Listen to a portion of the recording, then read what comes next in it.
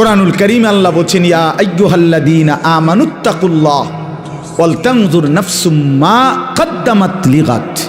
হে ঈমানদার, সর্বদা আল্লাহকে ভয় করো আর প্রতিদিন হিসাব করো, লক্ষ্য করো আজকে তুমি আগামী কালকের আখিরাতের জন্য কি পাঠিয়েছো।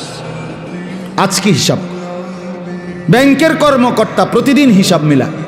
4টা বাজে যদিও ব্যাংকে গ্রাহকের সাথে লেনদেন বন্ধ হয়ে যায়, কিন্তু ব্যাংক কর্মকর্তা, ব্যাংকে যারা চাকরি করে তারা কিন্তু কারেক্ট 4টায় বাইর হয়ে না।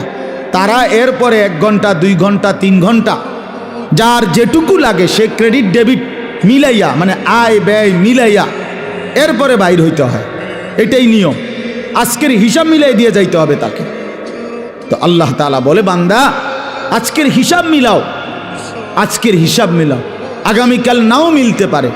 ওমা তাদরি নাফসুম মাযা তাকসিবু গাদান। কেউ জানে না সে আগামীর মুহূর্তে কি করবে।